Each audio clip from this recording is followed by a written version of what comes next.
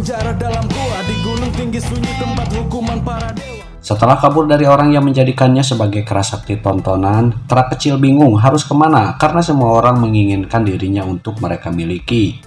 Sampai akhirnya Kera masuk ke sebuah kuil, di mana di dalamnya terdapat patung Dewi Kuan Yin. Seketika ia mengenalinya, karena sosok itulah yang telah menyelamatkan dirinya semasa kecil.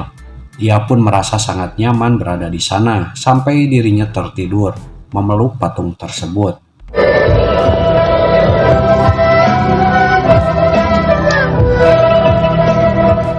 Esok harinya masyarakat berbondong-bondong memasuki kuil tersebut. Mereka terkejut ketika melihat Kera Sakti, dan hal ini membuat semua orang berlomba mendapatkan sang Kera Sakti.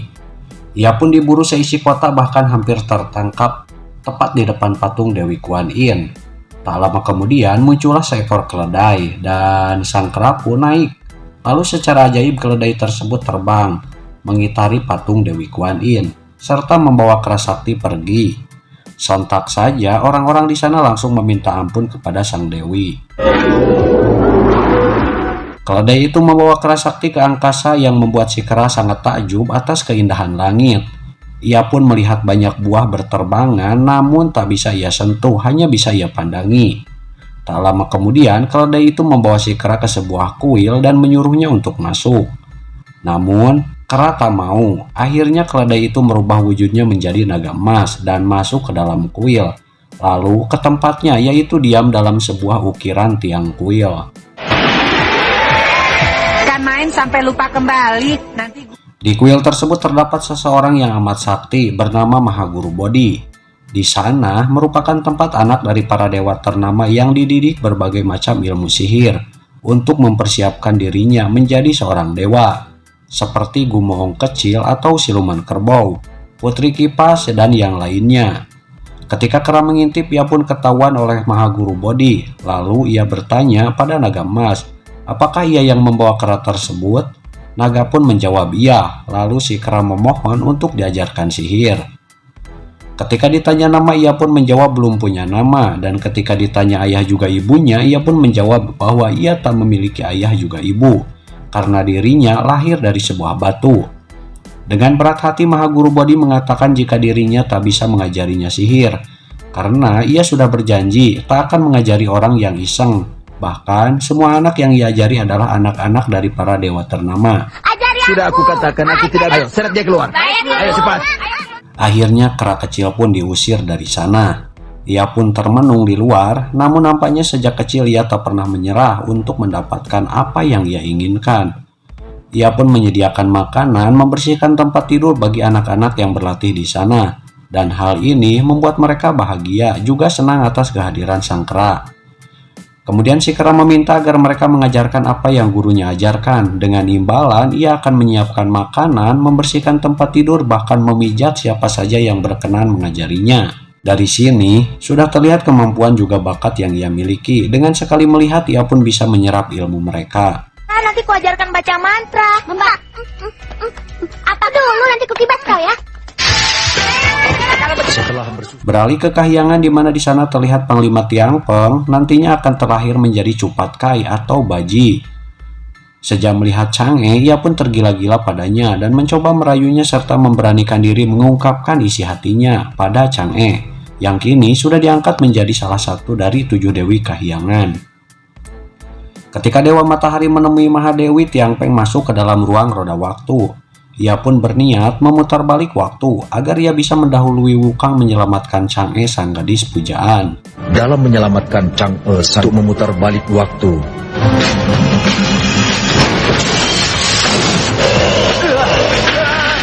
ia pun berhasil kembali ke waktu di mana Chang'e akan diselamatkan. Namun lagi dan lagi ia didahului oleh Wukang, sampai akhirnya ia memutar kembali roda waktunya. Namun beberapa kali ia mencoba, tetap saja kalah cepat oleh Wukang.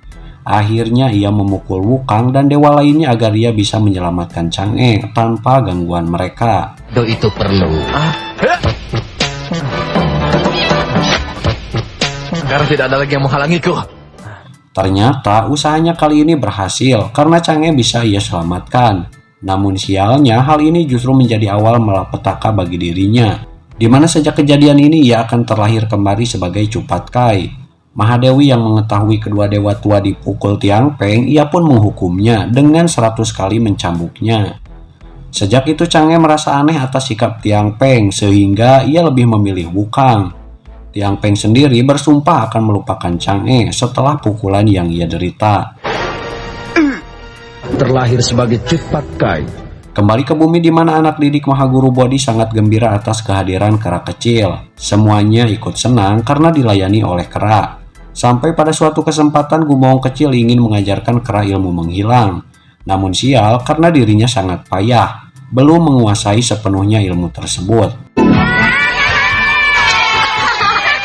Marah Tuan Muda Kerbau, biar aku mencobanya. Namun, ketika si kera mencobanya, ia pun bisa dengan mudah menghilang dan hal ini membuat semuanya tepuk tangan. Kegaduhan ini mengundang perhatian dari Mahaguru Bodhi yang kemudian ia pun menghampiri mereka.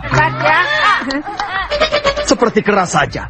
Kalian Kera yang menggunakan ilmu menghilang ia pun ketahuan oleh Mahaguru Bodhi yang kemudian dibawanya untuk diusir. Namun karena kepintarannya membuat Guru Bodhi tak bisa mengelak, yang akhirnya ia pun menerima kera kecil sebagai muridnya. Asalkan aku rajin, aku pun bisa menjadi dewa kera. kau pandai bicara. Aku belajar bicara dari manusia. Rupanya batu sakti telah menyerap untuk melengkapi takdir ilahi. Baiklah. Ah, terimalah hormat. Tak hanya itu saja, karena ia lahir dari batu yang menyerap saripati semesta, kini ia juga diberi nama Sun Gokong.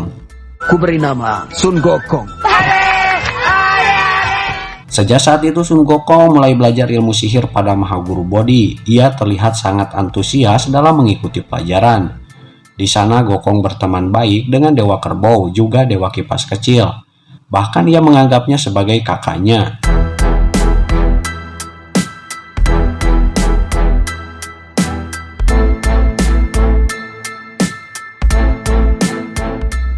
Tak terasa, ia pun sudah setengah tahun belajar di sana dengan penuh kebahagiaan. Pada suatu hari, semua murid disuruh mempraktekkan satu ilmu yang mereka unggulkan. Namun di sana, Gokong hanya diam saja. Bahkan ketika gurunya bertanya, ia pun tak mendalami satu ilmu pun untuk ia unggulkan. Lalu, Guru Bodhi bertanya, apa yang ingin kau pelajari? Dan Gokong pun menjawab bahwa ia ingin mendalami ilmu awet muda. Karena ia tak ingin cepat tua lalu mati. Menguasai ilmu awet muda. Ajari aku ilmu awet muda tersebut. Baik. Ilmu awet. Mendengar hal itu, Guru Bodhi pun menjelaskan bahwa ilmu awet muda bukanlah sembarang ilmu. Karena itu merupakan ilmu alam semesta. Dan jika seseorang mempelajarinya, maka bumi akan tergoncang. Dan sebelum mempelajari ilmu tersebut, Gokong akan mendapatkan 3 cobaan berat. Yaitu jika ada orang yang mempelajari ilmu awet muda, maka langit akan mengutus Dewa Halilintar untuk mencambuk orang tersebut sebanyak 49 kali per hari. Jika selamat dari cambukan tersebut, maka langit akan mengutus Dewi Angin dengan tiupan yang sangat dahsyat. Jika selamat, maka langit akan mengutus Dewa Api untuk membakar orang tersebut sampai menjadi abu. Mendengar hal itu, Gokong pun kaget juga takut. Bahkan teman-temannya melarang Gokong untuk belajar ilmu tersebut. Jangan belajar ilmu itu. Takut kan? Belajar yang lainnya saja. Namun, ketika malam tiba, Gokong kecil yang tak pernah menyerah, ia pun menghampiri Guru Bodhi untuk belajar ilmu awet muda. Guru Bodhi sangat terharu atas tekad Gokong yang nantinya ia akan memikul tugas yang sangat mulia. Lalu Guru Bodhi membawa Gokong ke sebuah alam yang disebut dengan alam tak terbatas. Alam tak terbatas ini merupakan kebalikan dari alam yang ia tempati. Di sana hewan besar akan berubah menjadi kecil, dan sebaliknya hewan juga makhluk kecil akan berubah menjadi sangat besar. Gokong pun ditinggalkan sendiri, di mana ia harus belajar ilmu tersebut sendirian karena dialah gurunya. Selamat berlatih. Guru!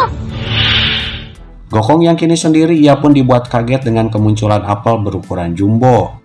Tak lama kemudian muncullah seekor beruang raksasa yang membuatnya sangat ketakutan.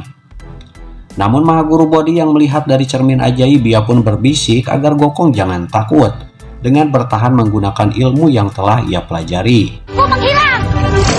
Lepaskan aku! Tolong lepaskan aku! Kebingungan! Ya! Tak terasa, kini usia Guru Bodhi sudah 130 tahun. Namun ia tetap mengkhawatirkan Gokong dan selalu mengawasinya dari kejauhan. Gokong pun kini sudah tumbuh besar dan tak takut lagi menghajar beruang raksasa. Dan saat ini ia sudah hampir menguasai ilmu awet muda. Ia pun berteriak sambil mengeluarkan kekuatannya. Keluarkan kemampuanmu, Gokong! Ketika Gokong berteriak, semua penghuni di alam neraka semuanya juga ikut berteriak. Bahkan para penjaga di sana mencoba membuat mereka diam, namun mereka kebingungan karena para arwah tidak mau diam. Tak lama kemudian, datanglah Buddha Mugin yang mengatakan bahwa arwah tak mau diam karena di atas bumi ada seseorang yang sedang menyerap hawa sakti langit dan hawa sakti bumi untuk berlatih ilmu yang akan menggemparkan dunia. Arwah menangis tanpa sebab.